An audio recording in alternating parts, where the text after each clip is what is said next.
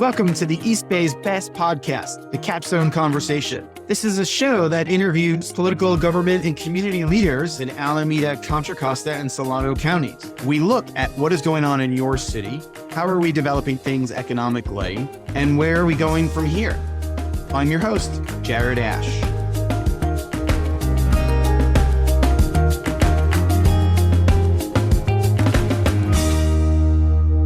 Hi, I'm Jared Asch. Welcome to today's episode of the Capstone Conversation. Today, we're joined with Norma Martinez Rubin from the small town of Pinole off of I-80 in Contra Costa County. Norma served on the city council since 2018, and she served as mayor in 2020 and 2021. She has previously served on the board of the West Contra Costa Transportation Authority, also known as WestCat, and the West Contra Costa County Transportation Advisory Committee. She serves on the Cal City's Revenue Taxation Policy Committees, focusing on issues related to finance administration, tax reform, revenue needs, and revenue sources. She's worked in the city of Pinole as a community volunteer for a long time, serving on planning commission, serving on oversight for the Office of Education, and a number of things. And her day job, she has a master's degree in public health from the University of California, Los Angeles. And she works as a consultant, helping nonprofits, government agencies, and foundations, advising them on public health needs. We talk a lot how it's one of the top 10 most diverse cities in the state of California. And how does that impact a city leadership perspective?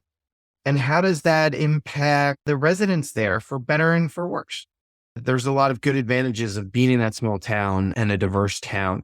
And we look forward to hearing that today.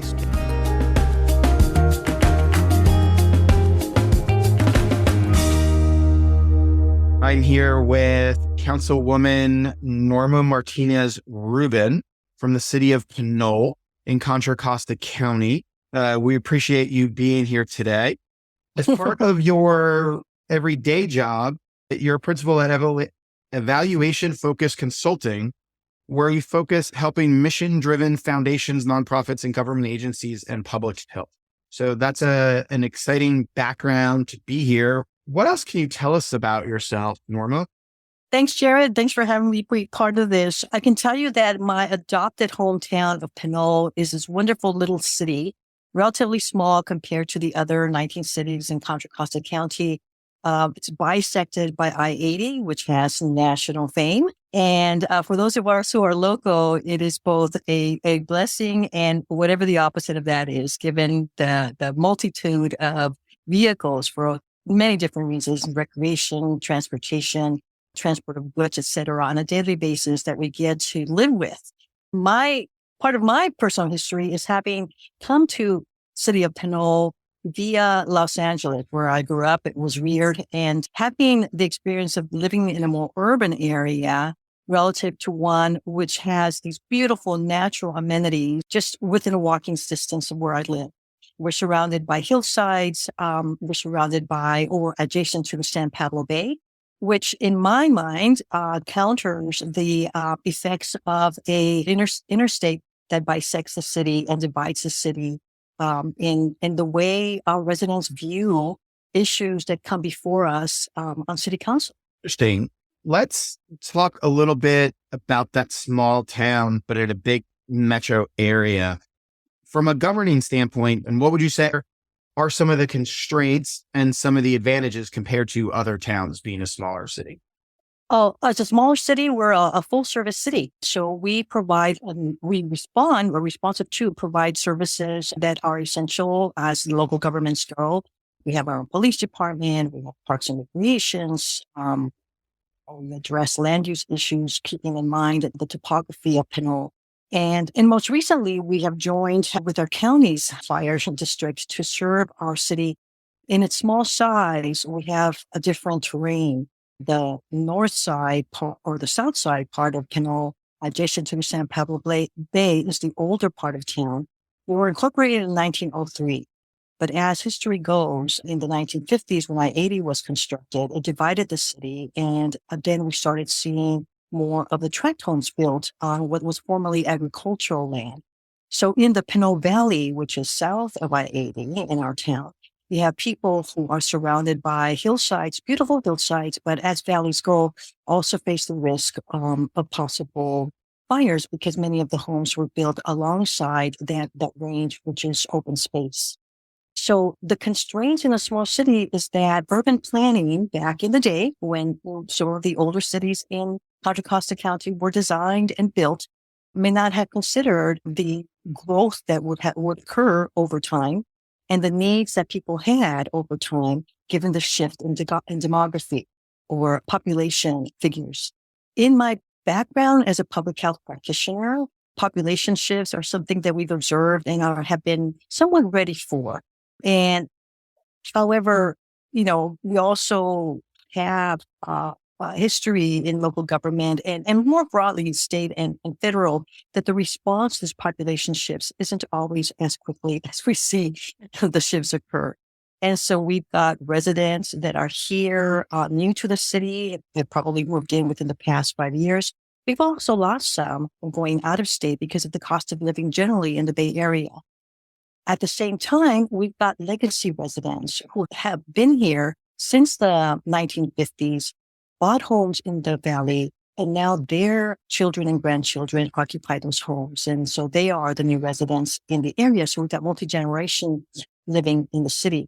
A combination of both perspectives from the times when people could feel really safe, having their kids run around without necessarily fearing that the trends in quicker and more rapid and perhaps even not so thoughtful driving habits have been created. We've seen more of that most recently as people probably feel both the tension and the need to get around quicker and faster, and as well the stress about what that's like in a city where most working folks, and we're talking about mid-career level, 30s, 40s, people who are in mid-level careers, have to commute into the urban areas from Pinole. About 20% of those, of our commuters have to find themselves driving anywhere from 10 to 24 miles away from Pinole for their occupations. That leaves a lot of opportunity for both pedestrians and regular walkers and the drivers, vehicles of different types, often in tension or in conflict with each other, which isn't something that those who founded the city with agricultural backgrounds necessarily looked or anticipated would have occurred in Pinole. It's interesting as you described, and that's a great description of Pinole, right? For the people who aren't so familiar with it.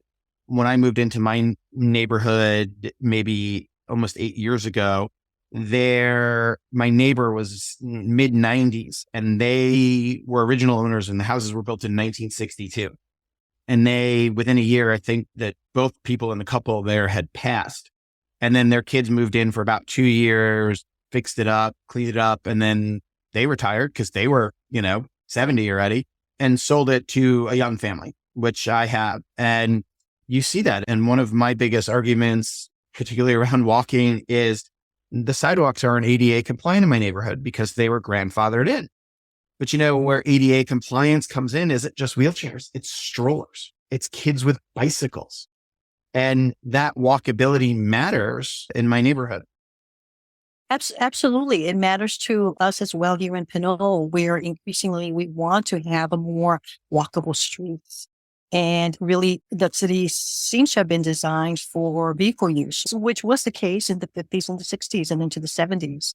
Now we're finding a shift in that trend. And in my opinion, wonderful, because then that calls for attention to how the consequences of all that driving and the fuel use has affected our environment.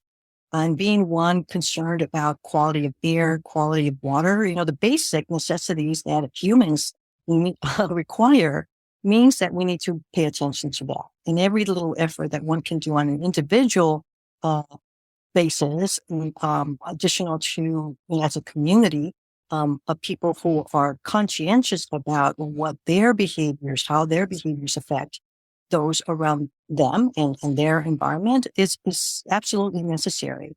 We have those, comparable extremes, as it seems to me, where you live. We've got the younger family members or family households, as well as the more senior households.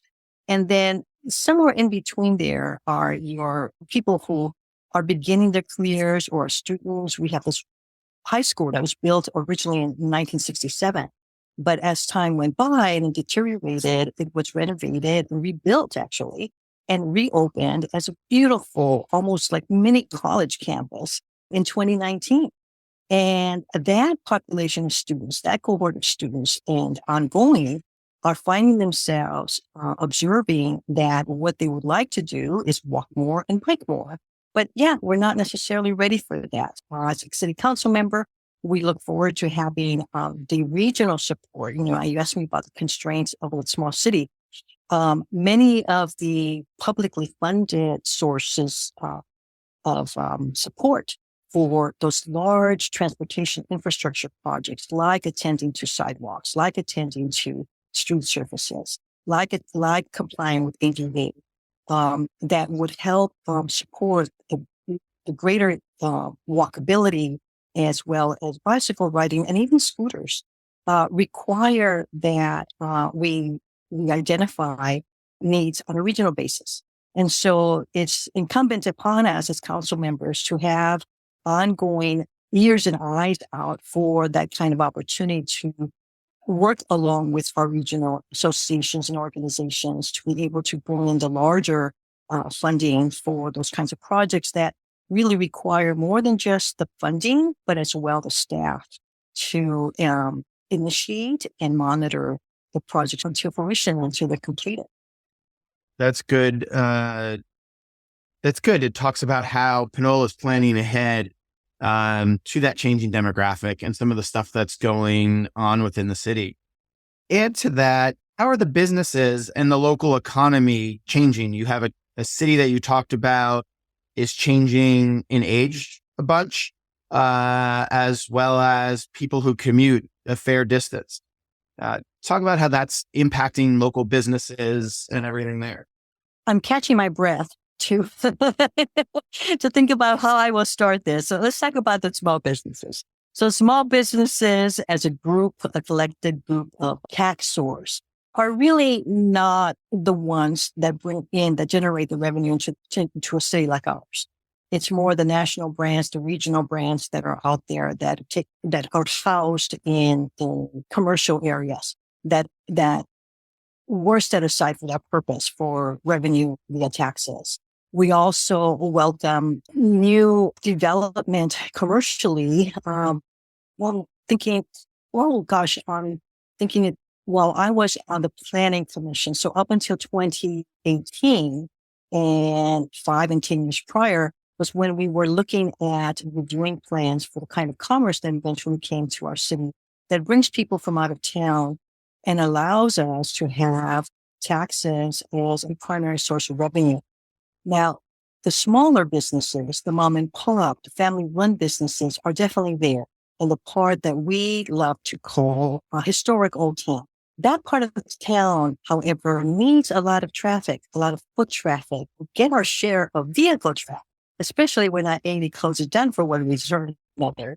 And that seems to be an alternate route to get from one area to another. But as far as generating revenue, that is not the area that really is going to solve our issues of needing additional revenue for those larger infrastructure projects. Those kinds of small businesses continually need support.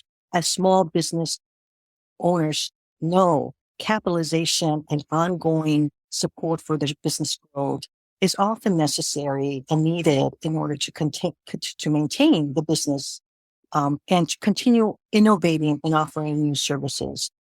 I'd like to believe that 3 years from now, when our own city has done more outreach and developed relationships with the current owners of small businesses, many of them which are retail and food services, that the kinds of products that are offered there, the kinds of menus, if you will, that are offered there reflect the diversity that is reflective of our town and the Bay Area itself, which is attractive. We are, as a city, among the top 10 most ethnically diverse cities in the state of California. That is reflective of demographic shifts in the state. And in the Bay Area, we have been an advantage in that people here can feel comfortable to recognize someone that has a perspective that may be a reflection of that openness and that welcoming. On the other hand, or the flip side of that, I can't ignore as well that small businesses are among the ones, sole proprietorships, for example, and family-run businesses are among the ones that don't necessarily have the capitalization that's required for growth or for readiness to build together a business district, let's say, which is going to continually generate revenue for the city for the good of all of the businesses in the district. So what can the city do to help those business owners get more of that foot traffic, as well as just evolve their businesses that you're talking about? What we can do is attempt again and again, and I'm not sure that we got it just right, but we are opening up for input, public feedback on what that area in the part of town that gives it its character, gives Pinole its character. There are a number of buildings there that are housed in structures that were built at the turn of the century, and that we're talking about late 1800s, 1900s even, prior to I-80 being built, that are still there, that somehow survived earthquakes of the 80s and could offer not only the beauty of their kind of architectural look, historic look, but as well the innovative products and services that they have expertise on. So what the city can do is talk up the value of preservation and historic amenities that are there as part of the culture that is Pinole. It is part of its uniqueness. It's part of the history of the area. Being part of that doesn't mean that we are looking backward. It means that we're appreciating something. Think of the European cities where they don't necessarily destroy things. They build upon what is there as a foundation, and they continue to innovate. And so they become contemporary with that classic maintenance of the history and the architecture that was there. Cities can also become more business friendly often, and it's not unique to Pinole. The planning departments are often notorious for the long waits that they have to process permits. Well, there's a reason for that. And there's a reason valid, I believe, that government has certain regulations, again, for the public safety and for health reasons, that construction plans and designs meet certain standards for that safety and for the longevity of that construction project. And in that process of making certain that happens, it takes some time. And it takes time between one reviewer and another reviewer. In a city that has a relatively small planning department, we rely a lot on external reviewers for that. So that takes some time as well. But automating that, which is something that the city of Pinole has been doing and getting better at that, is something that the city can do. And fortunately, we can take advantage of the technology that is increasingly available to governments and can help with that. That's definitely, I do a lot of economic development consulting, helping a number of cities, a number of business improvement districts grow. And a lot of the conversation around business attraction is, how do we help a city sort of make the permit process easier? It's still got to be there. You still got to conform to certain regulations. But I'll give you an example. Last week in the paper, Vacaville attracted a new life science business, and their city manager was in the paper and said, we will have everything permitted and approved within 90 days.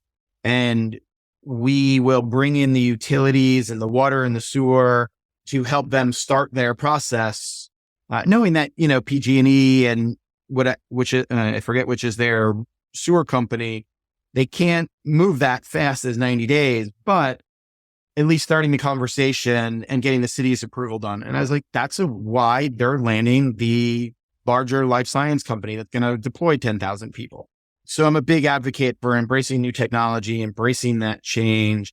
And another thought that I had on what you said, I was talking to a community development director in a mid-sized city along 880 yesterday, and he said there's a lot of people in their town that distrust government, but they have some entrepreneurs who have great ideas, some small business owners that could expand and could benefit.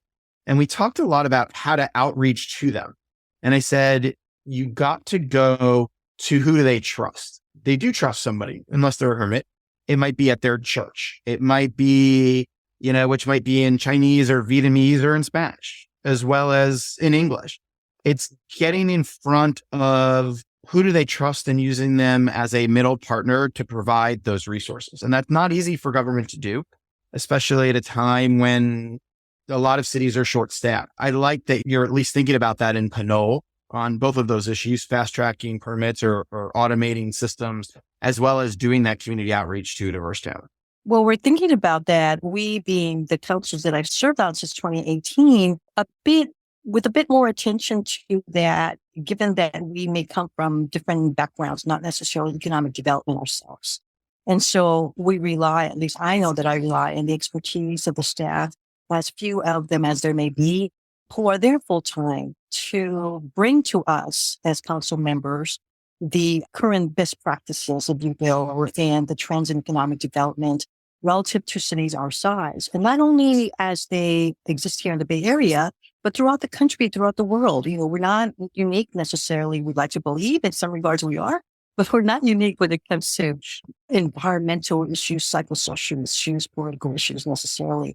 And so borrowing from the good lessons learned from others and doing as best as we can, given our circumstances, is one approach. And also even admitting to, and I was having this conversation with someone recently, admitting to how the fact that some approaches have not worked and revisiting those and being willing to do that and to discuss possibility of seeing something in a different light.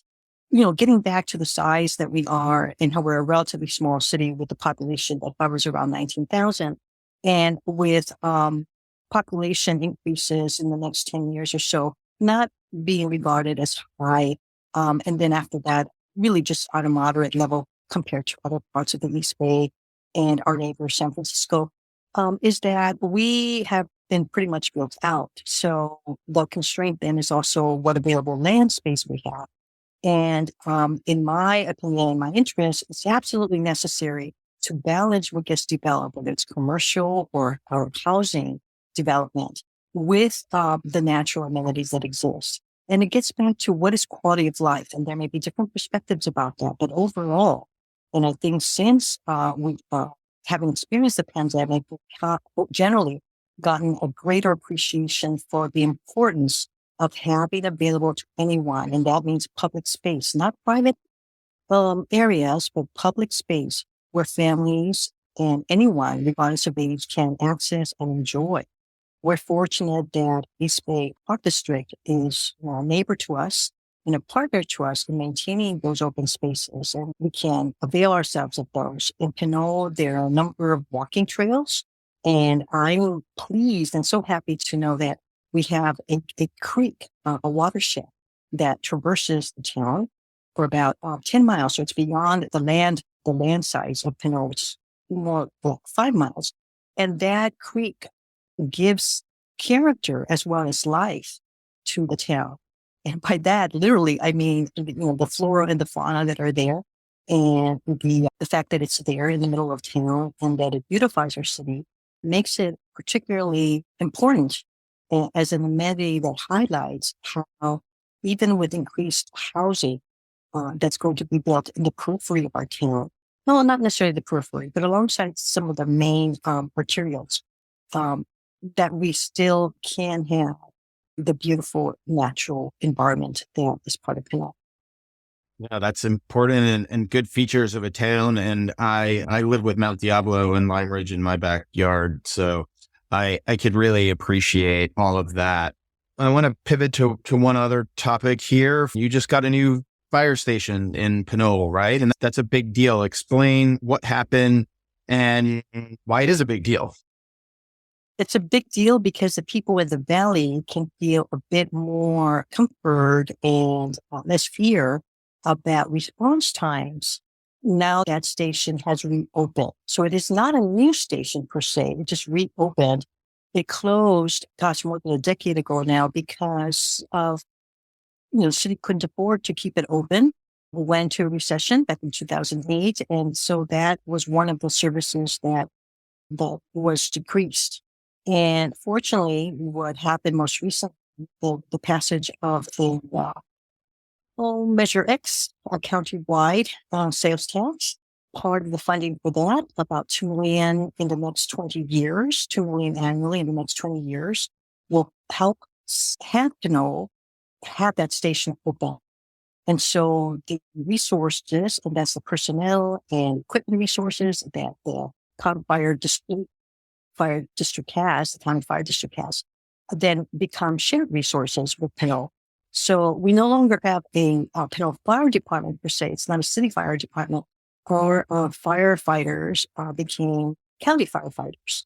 But they, along with their partners elsewhere in the county, will be available to us. And not only will they help serve the valley in Pinole, but become yet another station along with its staff to respond to risk of a fire. Well, fortunately, we haven't had structural fires as many as could be had given our location. But there is that concern, that sense of fear that people may have because they're surrounded by hillsides and surrounded by open space that could potentially catch fire. I happen to live about 2 blocks away from a reservoir atop a hill that Even Mud maintains. And with a small brush fire along one of those hillsides, it can be really scary to start seeing the increased smoke and think about how quickly fire can travel and cross from that, where it starts onto residential areas. And because, again, for different reasons over time, and as well, just the way nature goes, if we can count on anything beyond death and taxes, we can certainly count on weeds. And unfortunately, those weeds ever, present, especially in the high extreme weather that we have, hot weather that augments the possibility of brush fires. We'd like to be able to do something or know that we have a responsive firefighting team available to us. That's great. Good to hear, and good news for the city of Pinole and its residents in the future for fire safety. You talked about a couple of events coming up in Pinole. I would like you to just mention them briefly, and then we're going to put them in the show notes for anybody who would like more information about how to attend and everything. Oh, thank you. Thank you, Jared, for this, because announcing these and you promoting them has us all take advantage of the beauty that I've been alluding to that surrounds Pinole and other cities as well along the shoreline. On Saturday, October 14th in the evening from 6 to 10 at the Family Life Center at Valley Bible Church at 1477 Willow Avenue in Hercules, we, the Pinole Historical Society, are commemorating the 200th anniversary of the 1823 El Pinole Grant to retired Mexican soldier Ygnacio Martínez. Back to the Rancho is a theme of this year's Pinole History Museum fundraising dinner, and you can get more information at the Pinole History Museum website. And ongoing for the past 14 years, this will be the 15th year that the Pinole Historical Society and the City of Pinole organize and honor our servicemen and women at an annual event, and also have the flag retirement ceremony. And if you've never participated in the flag retirement ceremony, it's really eye-opening and very moving, both a solemn occasion as well as a festive occasion, and certainly an opportunity to honor the servicemen and women that allow us to do the work that we do. Awesome. Great. Anything else on Pinole that you want to share or talk to us that we may have missed during our conversation? I think I got excited about the Veterans Memorial Flag Retirement Ceremony. And I didn't mention the date and time. Saturday, November 11th at 11 a.m. at Fernandez Park, which is for 595 Tenant Avenue.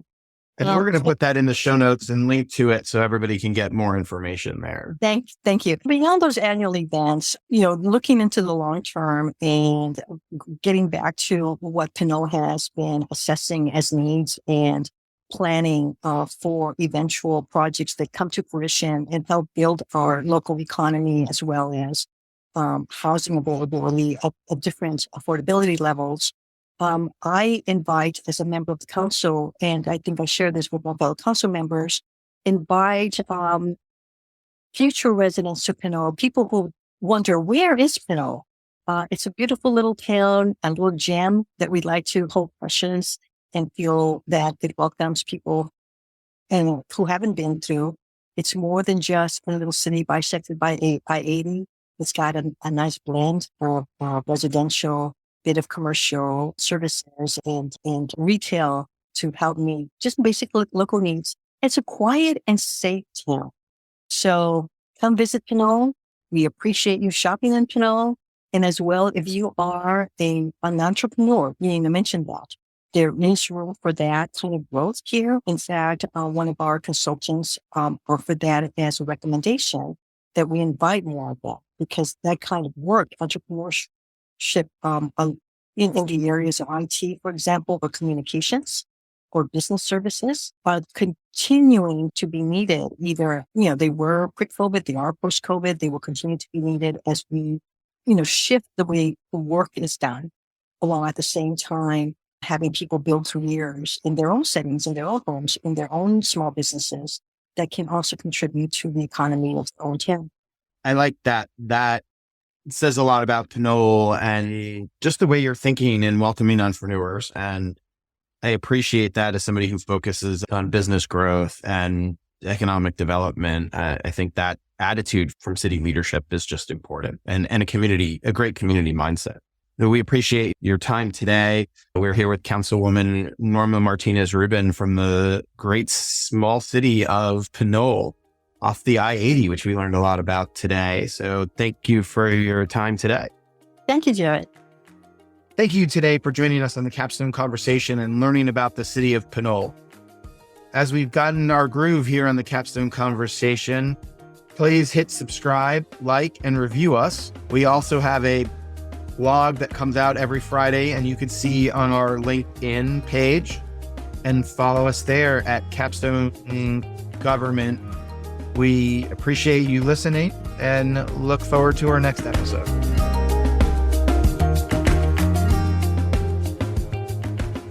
I'd like to thank our sponsors, Capstone Government Affairs and Economic Development, a firm where I serve as managing partner.